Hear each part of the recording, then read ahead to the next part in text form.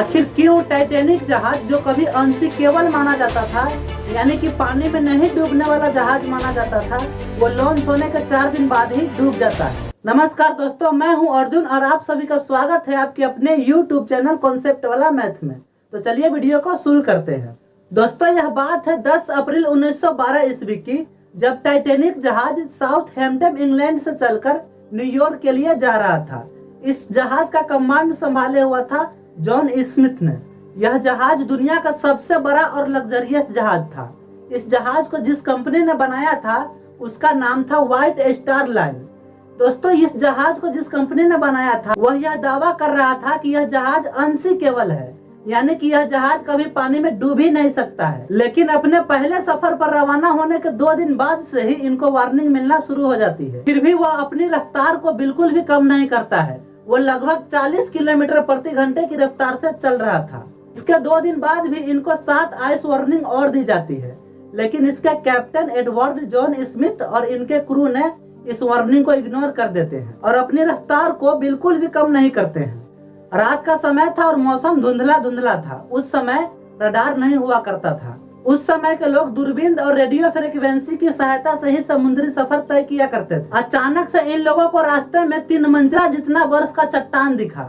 अब बर्फ का खासियत यह होता है कि बर्फ पानी से जितना ऊपर दिखता है उससे 9 गुना नीचा पानी के अंदर होता है। अब जहाज के कैप्टन को यह वार्निंग दिया जा रहा था कि जहाज को टर्न मारो, लेकिन तब तक बहुत देर हो चुकी थी और जहाज टर्न मारते मारते बर्फ की चट्टान से जा टकराया और जहाज के पीछे वाला भाग का पेंदी फट गया। इसके कारण जहाज में पानी भरना शुरू हो गया। अब आप शायद यह सोचेंगे कि जहाज तो लोहे की बनी होती है, तो कोई बर्फ के टुकड़ा किसी लोहे को कैसे फाड़ सकता है। तो अगर आप अपने फ्रिज में रखे हुए बर्फ का इस्तेमाल करके लोहे को काटेंगे तब तो लोहा नहीं कटेगा।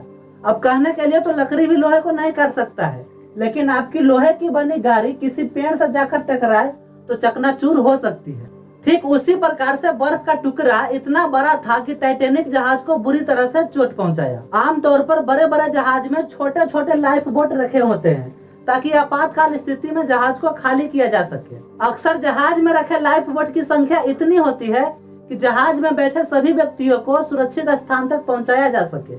लेकिन टाइटैनिक जहाज में सिर्फ 20 ही लाइफ बोट था, जिसमें सिर्फ 1200 लोग ही बैठ सकते थे। लेकिन जहाज में 2200 के करीब लोग थे। उसमें भी जिस लाइफ बोट की क्षमता थी 65 लोगों की, उसमें सिर्फ 28 से 30 लोगों को ही बैठाकर भेजा जा रहा था, ताकि उसमें बैठे हुए अमीर लोगों को कोई दिक्कत ना हो। लाइफ बोट में लोग बैठ ही रहे थे कि अचानक से जहाज बीच में से ही टूट गया।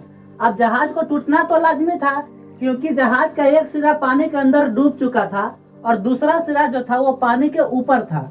तो यहाँ पे भार अधिक हो गया, जिसके कारण से यह जहाज बीच में से ही क्रैक हो गया। अब जहाज में तेजी से पानी भरने लगा और लोगों के बीच अफरा तफरी मचना शुरू हो गया। जिस लाइफ बोट की क्षमता थी 65 लोगों की, उसमें 150 से 200 लोग बैठने लगे, जिसके कारण कुछ लाइफ बोट भी डूब गए। अब जहाज इतना तेजी से डूबने लगा था कि लोग लाइफ जैकेट पहनकर पानी में कूदने लगे। उसमें भी कोई दिक्कत नहीं था, लेकिन बर्फ था, पानी का टेम्परेचर -2 डिग्री था। जो लोग पानी में कूदे वो लोग ठंड के कारण ही मर गए, और जिन लोगों को अपने भाग पे भरोसा था वो लोग अपने केबिन में ही सोए रहे, क्योंकि जिस कंपनी ने इस जहाज को बनाया था उस कंपनी ने ऐड करा करा कर लोगों को दिमाग में यह भर दिया था कि यह जहाज अनसिंकेबल है, यह कभी डूब ही नहीं सकता। लेकिन कभी भी नहीं डूबने वाले जहाज को पानी के अंदर डूबने में 3 घंटे भी नहीं लगे और पानी के अंदर डूब गया। जहाज का एक प्रोटोकॉल होता है कि अगर कोई जहाज खतरे में है या जहाज डूब रहा है तो वह रॉकेट छोड़ता है, और रॉकेट को इस उम्मीद से छोड़ता है कि अगर कोई आसपास में जहाज होगा तो उसके सहायता के लिए आएगा। हालांकि बगल से एक ब्राजील का जहाज गुजर रहा था। वह टाइटैनिक जहाज से मात्र 37 किलोमीटर की ही दूरी पर था, लेकिन उसको लगा कि टाइटैनिक जहाज में तो बड़े बड़े अमीर लोग जाते हैं, पार्टी मना रहे होंगे, इसलिए रॉकेट छोड़ रहे हैं, और वह टाइटैनिक जहाज को वहीं पर छोड़ देता है। टाइटैनिक जहाज के कैप्टन वर्ड स्मिथ, ऐसा कहा जाता है कि अंत समय तक अपने बिल पर ही बने रहे और अपने जहाज के साथ ही डूब गए।